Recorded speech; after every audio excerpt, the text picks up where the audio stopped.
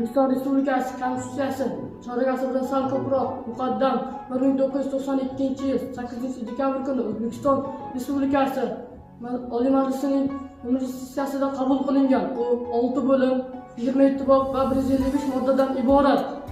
O'zbekiston Respublikasi Davlat Konstitutsiyasining 1-moddasi O'zbekiston boshqaruvining respublika shakliga ega bo'lgan suveren, demokratik, huquqiy, ijtimoiy va dunyoviy davlatning O'zbekiston Respublikasi va O'zbekiston degan nomlari bir xil ma'noni anglatadi. Davlat Konstitutsiyasi 4-moddasi O'zbekiston Respublikasi davlat tili o'zbek tilidir. O'zbekiston Respublikasining o'z tilida istiqomat qiluvchi millat vakillarining tillari, urf-odatlari va an'analarini hurmat qilishini ta'minlaydi. Ularning rivojlanishi uchun sharoit yaratadi. O'zbekiston Respublikasi Davlat Konstitutsiyasi 5-modda O'zbekiston Respublikasi qonun bilan tasdiqlanadigan o'z davlat ramzlari, bayrog'i, gerbi va madhiyasiga ega. Davlat ramzlari davlat himoyasidadir. İstiqlal şarafati bosh qomusimiz, baxtu iqbol kafolati nomusimiz, qomusimiz,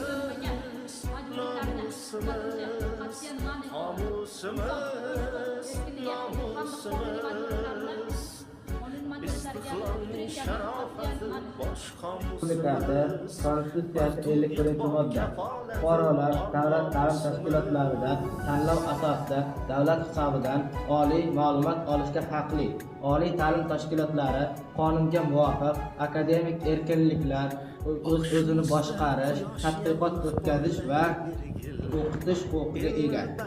O'zbekiston Respublikasining Davlat Konstitutsiyasining 60-moddasi fuqarolar konstitutsiya va qonunlarga rioya etishga, boshqa insonlarning huquqlari, erkinliklari, sha'ni va qadr-qimmatini hurmat qilishga majburdir.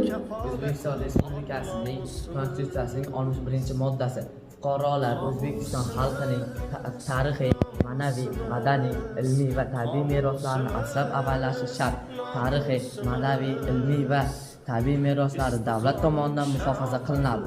O'zbekiston Respublikasi Davlat Konstitutsiyasi 64-moddasi O'zbekiston Respublikasi himoya qilish O'zbekiston Respublikasi har bir fuqarosining burchidir. Fuqarolar qonunda belgilangan tartibda harbiy yoki muqobil xizmat o'tashga majburdirlar. Harobiylar orzu qilgan amal senda, beruniylar qo'ygan toshu tamal senda.